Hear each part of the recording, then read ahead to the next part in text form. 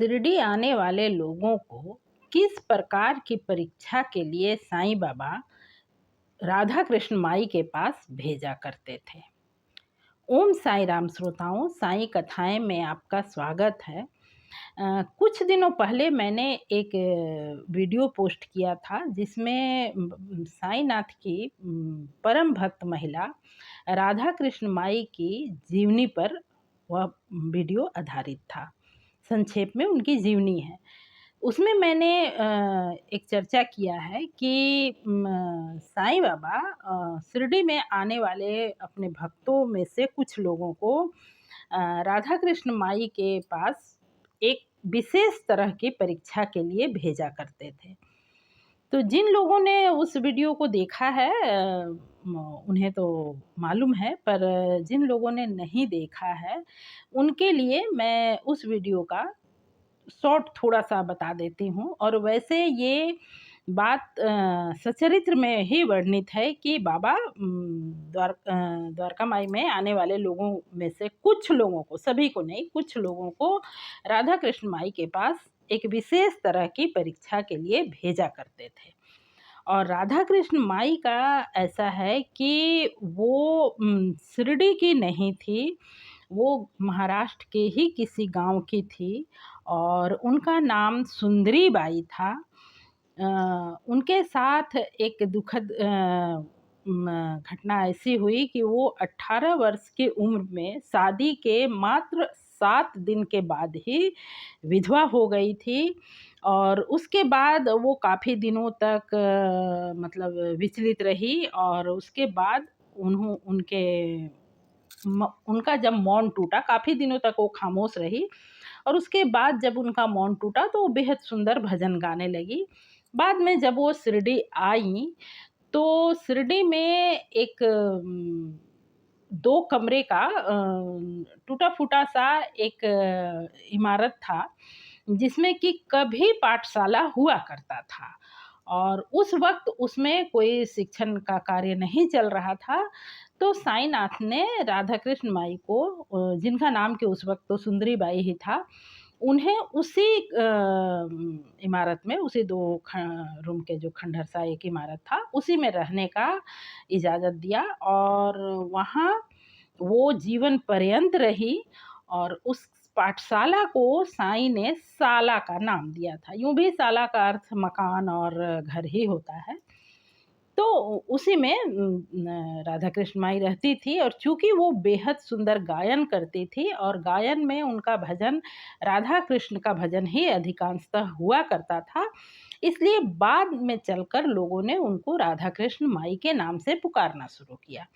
अब आते हैं इस बात पर कि किस तरह की परीक्षा वहाँ होती थी। तो ऐसा है कि जो लोग भी शिरडी आते थे उनमें से सभी की इच्छा तो अध्यात्म के राह पर अग्रसर होने की नहीं होती है, नहीं होती थी उस वक्त भी। पर कुछ लोग ऐसे होते थे जिनकी मुख्य इच्छा कोई सांसारिक इच्छा नहीं होती थी। उनका मुख्य ध्येय यही होता था कि वो भक्ति मार्ग पर आगे बढ़ सकें।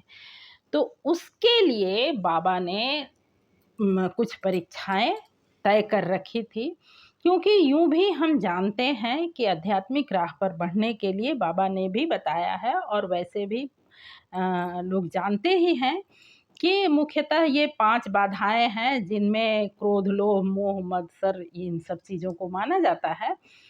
तो वैसे भी तो इन सब चीज़ों से पूर्णतः छुटकारा एक गृहस्थ के लिए संभव नहीं है। पर बहुत अधिक यदि इन चीज़ों से आसक्ति हो, इन चीज़ों से बहुत अधिक लगाव हो, तो आध्यात्मिक मार्ग पर बढ़ पाना भी संभव नहीं होता है। इसीलिए बाबा ने, और उनमें भी जो 2 चीज़ें हैं, वो पहला है आर्थिक और दूसरा है काम। तो ये धन और काम, ये जो 2 चीज़ें हैं, इनमें बहुत अधिक लिप्त रहने वाले लोगों का आध्यात्मिक मार्ग पर चलना कठिन है। इसलिए बाबा ने इन 2 तरह की परीक्षाओं की व्यवस्था की थी। पहला ये कि जो लोग भी इस तरह की इच्छा लेकर आते उनसे साईं भिक्षा का मांग किया करते। और यहाँ वो उनकी संपत्ति से कितनी लालच है और कितना लगाव है इसका परीक्षा होता। और दूसरा है मन का संयम, जो काम के संबंध में कहा जाता है मन का संयम। तो सुंदरी बाई जो थी, वो जो बाद में राधा कृष्ण माई के नाम से जानी गई, उनका नाम सुंदरी बाई उनके माता पिता ने रखा ही शायद इसलिए था क्योंकि वो देखने में बेहद सुंदर थी। तो सभी को नहीं, पर बाबा से क्या छिपा था, बाबा जिनको ये पहचान जाते कि इनकी इच्छा तो है आध्यात्मिक राह पर अग्रसर होने की, पर इनका मन काम के ओर अधिक लालायित होता है, तो कितना वो संयम रख पाते हैं ये जानने के लिए बाबा भोजन वगैरह के लिए राधा कृष्ण माई के पास भेजा करते थे। और यदि वे उस परीक्षा में सफल हुए तो ही बाबा के आशीर्वाद के भागीदार बन पाते थे।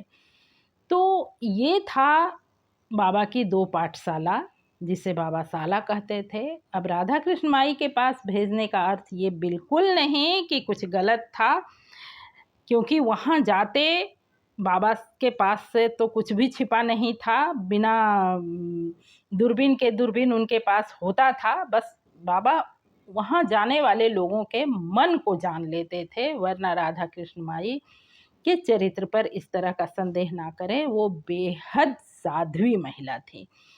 तो ये रहा उस वीडियो का एक तरह से आप अगला भाग समझ सकते हैं। और ये बाबा की 2 पाठशाला की चर्चा की मैंने। और आज के लिए बस इतना ही। मिलते हैं फिर से किसी अच्छी और सच्ची कहानी के साथ।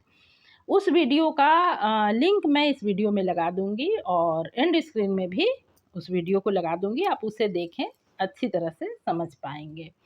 आपने पूरा वीडियो सुना है, इसके लिए हार्दिक धन्यवाद। ओम साई राम, नमस्कार।